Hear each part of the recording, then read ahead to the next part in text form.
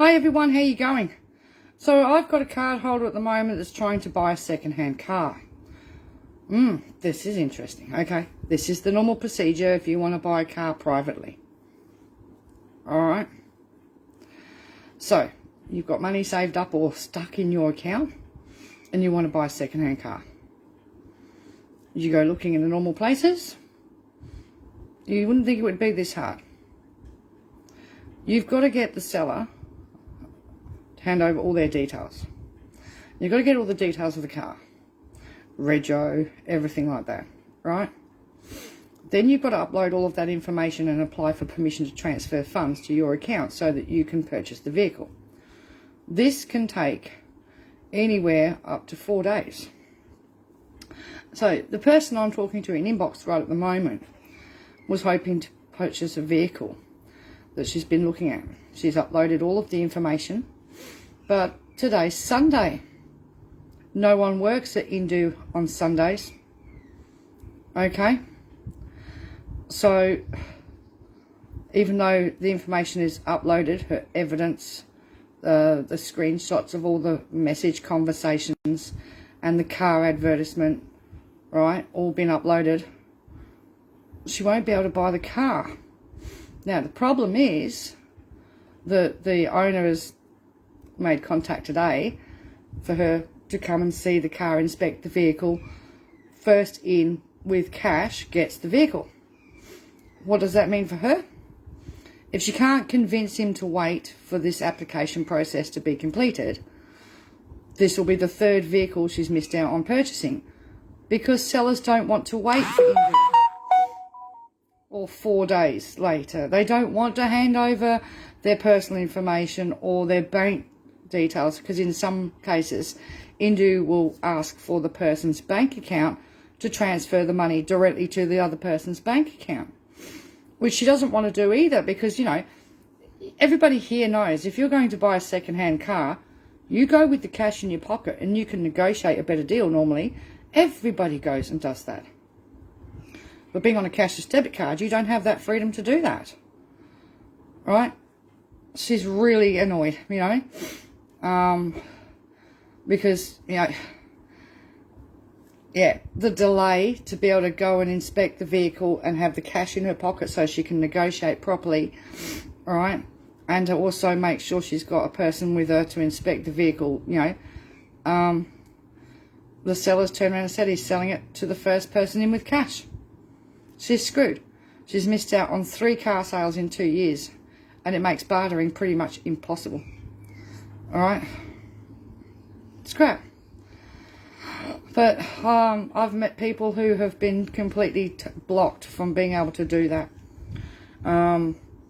Especially single parents as well, where they just get told no. And so they end up, if they're in a situation where they urgently need a car, especially if they're regional or remote, they end up getting stuck with a loan through Money 3. And they're usually, like one of my admins got put in that situation, ended up with a car that the defects to the vehicle cost more than what the vehicle's worth to repair, and she's ended up going bankrupt because she'd never had credit for a vehicle at any time in her life. But because 100% of her end-of-year family tax reconciliation payments and her family tax payments are on the card at 100%, she would normally use that to buy a cheap second-hand car, you know, and be able to go and barter with cash. No, can't do that. So you end up going through one of these car yards that, you know, lets people, you know, people on Social Security take out car loans, and it's financed by Money 3, which is the only one that's approved by Indu, but it's also the highest interest payments in the land, 24.95%, something like that. Most of the people I've met that are on the Indu card that have been pushed into that level of commitment for a vehicle just to get one, buy an $8,000 car and the repayments $16,000 at $220 a fortnight repayments over 5 years. It's disgusting. All right, but that's what Indu approves. It's the most expensive, the biggest rip-off. Because, you know, being able to buy privately with cash and negotiate a better deal. No. And this is what the whole thing is with, you know, with it. The cashless debit card is core every way, every which way, because everything they do, they have to do it the most expensive way. They're not allowed to do it with cheaper options. Only wealthy people can take advantage of cheaper options. That's the way the system's being set up. If you need white goods or bedding or mobility aids or anything like that, Harvey Norman is, the money's funny to, you know, Harvey Norman as the contracts for all of that. And of course you can buy your white goods at Harvey Norman, but you can't buy them at Better Electrical. Why not? Because LNP coffers have got to go, money's got to go to LNP businesses. Do you know what I mean? You know, the medical aids denied is shocking. Yes. Yep.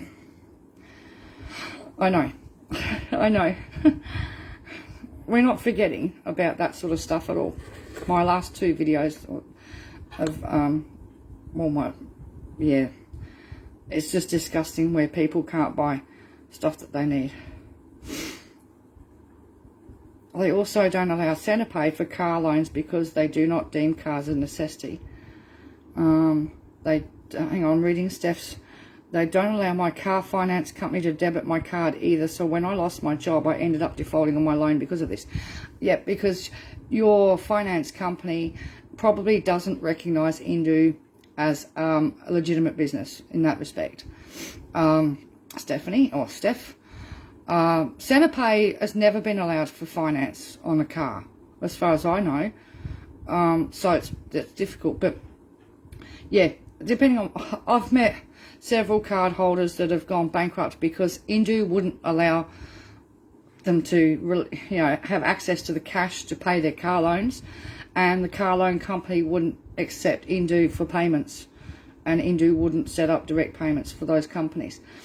They will do it for Money3. That's the only one. And a lot of people I know that are on Money3 loans, they prefer to pay the payments out of their cash portions rather than trust Indu with the payments, because Indu stuffs up so many payments anyway, or makes them late, or doesn't pay them on time. And they've got a lovely clause in their booklet stating that they're not responsible should they pay one of your bills late and you incur any default fees. You know, so causing people to go bankrupt and default on their loans impacts your credit rating so badly. And like the first lady I met up in Bundaberg, she lost her car, but then it was all the fees that went with it. I mean, not only did it stuff her credit rating, but then she got all these default fees and fines type things from the finance company that she had to pay off. And they left her in a situation where her and her 6 kids had no transport. One of them was disabled. The cruelest thing about it was she qualified for carer payment. She lived in Bundaberg. Carer payment's not on the card in Bundaberg. And when she qualified for that, she got let off the card, which meant that the few months that she was stuck on the card crippled her for the next decade in regards to her credit rating standards and trying to buy a car. You know, it's disgusting what they're doing to people. It's crippling people. It cripples your finance rating. It cripples your housing, you know, history. They're deliberately bankrupting people, and it's not fair. People who can least of all get back on their feet. You know, even if they do get a job, that black mark is there for life. You know, they promote it as a trial, right? A trial would never hurt people in this way. A trial's impacts should never cause permanent loss or damage or anything to anybody's credit rating, their health or anything. All right? But, sorry about the messages. Hang on a second. I'll just let this person know.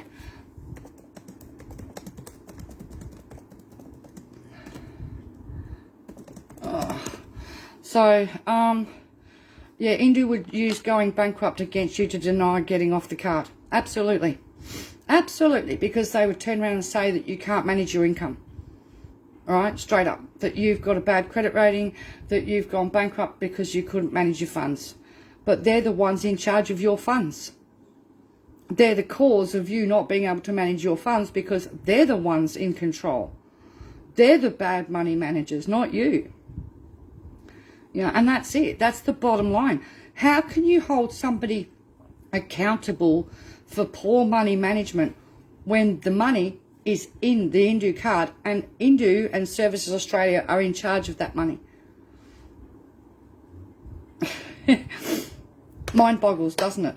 You know, everybody's listed as financially incompetent the minute they're put on the card without ever being assessed or without ever going through financial counselling or any of that. You know what I mean? And even when a person does go to financial counselling, it's really hard to work with, oh, I've got 20% in my bank.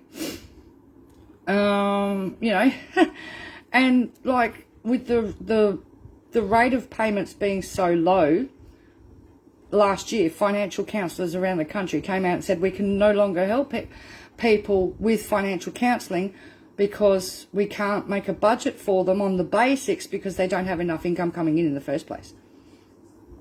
And then take away 80% of that income that is managed and controlled by Indu and Services Australia staff and their personal preferences, basically, based on their opinions as to whether you can have it or not, whether you can use it or not. So, you know, unless this person who's going to try and view this car today can convince this person to wait, even though she has uploaded all the documentation, and I'm sure they're going to want more. They're probably going to want his phone number. All right, they're going to want the the VIN number of the vehicle, the ins and outs of a duck's ass. They really are, right? And it's going to be a nightmare for her. And if someone else beats her to the car with the cash, she'll miss out again. All right, and if you're in WA and you want to buy a vehicle that's not listed as needing to be registered, you'll just get knocked back anyway. Oh, it must have a registration, and it's like, because there was one guy in Kalgoorlie trying to buy a quad bike for his brother, and they were a really good deal second hand, and Indu wouldn't allow the transfer because there was no registration papers. But quad bikes are not required to be registered on private land in WA. You can't get a documentation that doesn't exist in that state. So therefore you can't buy second-hand vehicles of that nature if you're on Indu. It's disgusting. I thought I'd just come on and do this brief one. This applies to buying anything second-hand that you need to ask permission to get access funds. So what gets me is if you look at when we did the interview with ABC 730 report, the first one with Faye Whiffen says, oh, they can just ring up and transfer extra cash if they need it. Yeah, okay. It's not that easy. It doesn't matter what the item is, whether it's a car, whether it's a washing machine, whether it's fridge, whatever it is, you have to get the seller's details. You have to screenshot your messages between you. You have to take a picture of the advert. If it's a vehicle or something like that, you've got to provide the vehicle registration papers, which you can't have until you buy the vehicle, by the way. You've got to provide the VIN number, the colour, everything, right? It's just, they make it so complicated. Then you upload all that information and they can take 2 days before they give you an approval, and then it takes you up to another 2 days to get the cash into your bank account. You know, so much for Faye Whiffen's, oh, you can just ring up and get extra cash. You know? Yeah, so I don't know why people make comments like that at me. When you realise that the LNP crime family care more for money and worship money, I don't have to realise it. I know what's going on, mate. Brett, I really do. And so do we on this page. We know what's going on. And cashless debit card is a form of slavery. Well, when you put it together with work for the dole, right, you have people working for no wages with no workers' protections, no compo, no super contributions, and they're on forced income management, right, then, yeah, what do you get? People working for the dole for no wages on income management. It is a form of slavery, of course it is. You know, so... Anyway, Annie Max says, what a whole pile of malarkey. Are you suggesting that I'm bullshitting? Or are you saying that it's a whole pile of malarkey what these people have to go through? Please clarify your statement, Annie Mac. Okay, because I'm not sure how to take that comment. All right, what I'm telling you here is what is the go. What's the truth? What card holders have to go through. Oh, thank you for clarifying that. No, not me. That's all right. Yeah, it's disgusting what card holders have to go through. And it shouldn't be allowed. But Indu and Services Australia can do whatever they like. They're untouchable and they just treat people. And a lot of it is also the person you get on the phone as to how helpful they are. You know what I mean? Some people, like yesterday, lawn mowing's now a luxury. That person was rude and condescending, right? That the person was dealing with from Indu or Services Australia, whoever it was, right? And yet another day there wouldn't have been a problem with another worker. But these workers have this, they have their personal biases as well. And that's a problem. Big, big problem is their personal biases of what they think people should be allowed to have access to. You know, and they also make judgments, they make snide comments. You know, not all of them, but some of them do. And over the last 4 years, I've heard some doozies. And it's like, but you shouldn't be, when people ring up to do something, the person on the other end of the phone should not be being snide, judgmental and condescending, right? They should be helping that person to achieve what they need to get, but no. You know, and some people just put stuff aside and don't bother and then, yeah, stuff people around deliberately. Anyway, I'm out of here for now and I'll talk to you guys later and I'll keep you informed as to whatever else comes up next. All right, see you later, people.